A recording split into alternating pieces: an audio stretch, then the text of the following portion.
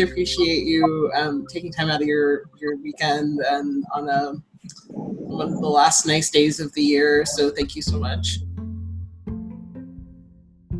How has mass incarceration impacted your life and or work? It has changed my life physically, emotionally, intellectually, spiritually, socially, in 100 facets.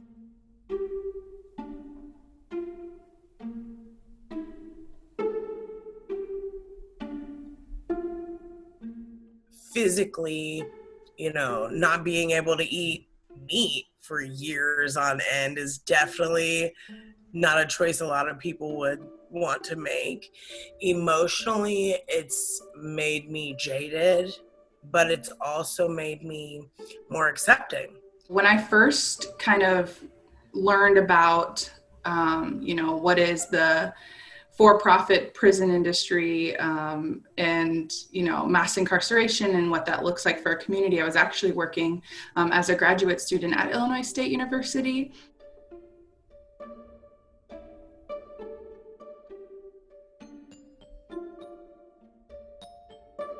So we were working with newly released folks. We were helping them get connected to resources. We were working, in the community. The community we worked in was Huntsville, Texas, and so this is like the largest prison in Texas, where all of the things happen regarding prisons. And kind of, I think that was my first awareness to how deep of an issue this is and how many, facets of society this can really affect for some folks, but also with the recognition that for other people, they have no idea what's happening in the prison. As an undocumented person, grew up very fearful of, state-sanctioned violence, understanding that any encounter that I would have with the police could be potentially disastrous, not just for myself, but for my entire family.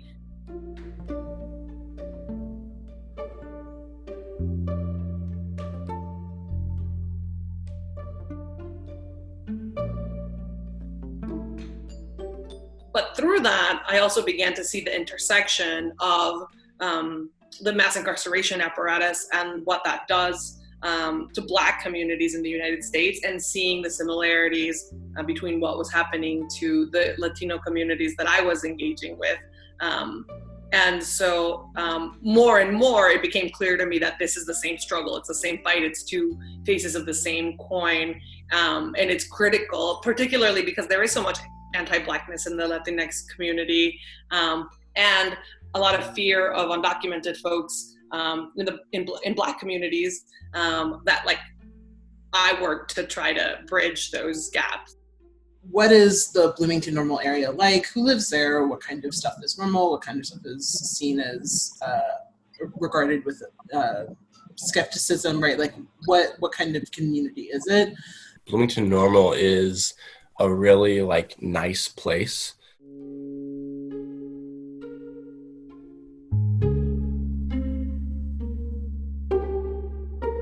It's a town that has Illinois State University, Illinois Wesleyan, Heartland, a lot of college students, headquarters of State Farm. There's a lot of emphasis placed on civility. This idea that since we are kind of a tight-knit community, that we have to always be nice to one another. But I think sometimes that niceness gets in the way of progress and change.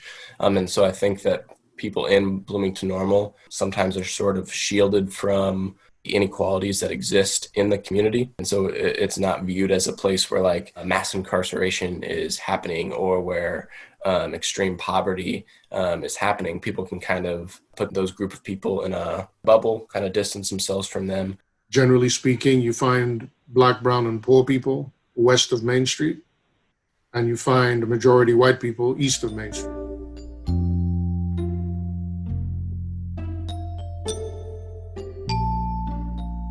And if you look at the conditions on that area to the west side, you find a food desert, you find a plethora of unhealthy eating options, you find a dearth of transportation and work options.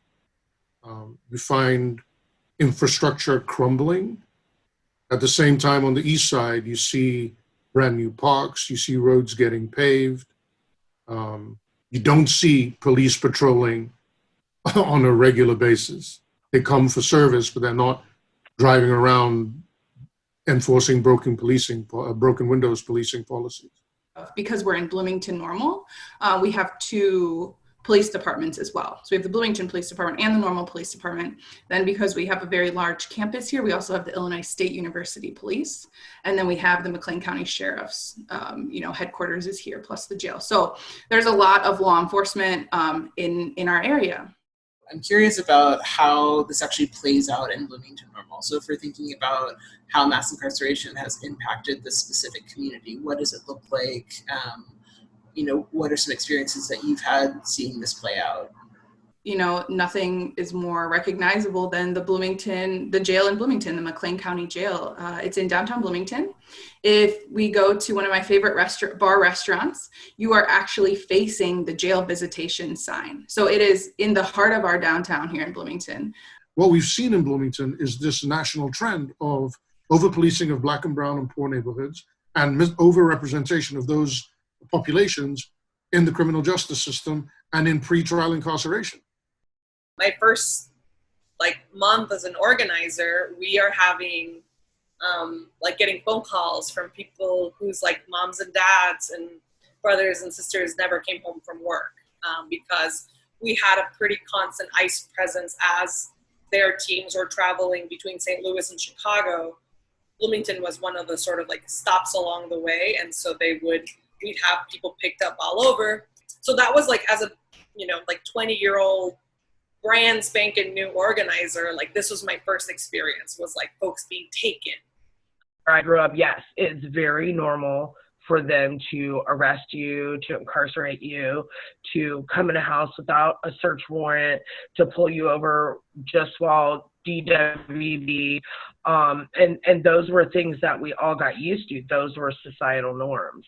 I went to prison for driving on revoked, and I had my baby cuffed to a bed with a man in the room that said, if you've seen one, you've seen them all. I'm not leaving. And this was 16 years ago. That's why I've worked so hard to change this law for other women, because you should never have to go through that. What would need to change in, let's say, Bloomington or Illinois to create a truly just society? It's not magic. If the political elites know that you are going to hold them accountable at the polls, they're going to listen to you. People need to actually participate in this process. It's opening the eyes of the people that are the constituents, that are the ones running for office, because they've been engrossed in a white-collar community their whole lives. They don't know what's happening on the west side of Bloomington. They may not know things of that nature, and it's just lack of knowledge on their behalf.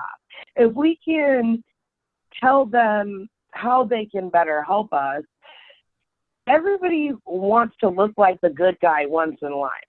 In Bloomington right now, they only have so much money because of unfair taxes, and so we have to figure out a way to reallocate that budget.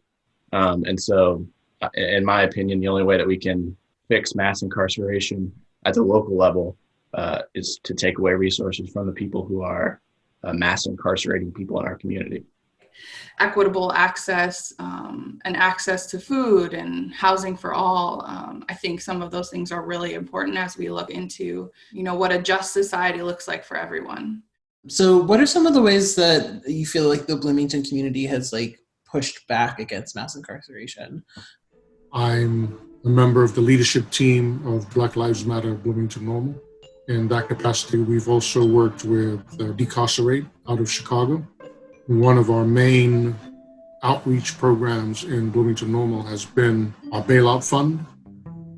I remember our first bailout, I think, was about 3 years ago. And we bailed out a mom for Mother's Day. And, she was meeting her not quite 1-year-old daughter and her mom outside of the jail. And, the paper was there and they were reporting on it. And it was a beautiful moment. And I think that really started to open the conversation here in Bloomington Normal about cash bail and what that looks like for our community, how many people are affected by it here in our local jail, and just like how can we drive past this jail every day and not think about the people who are inside.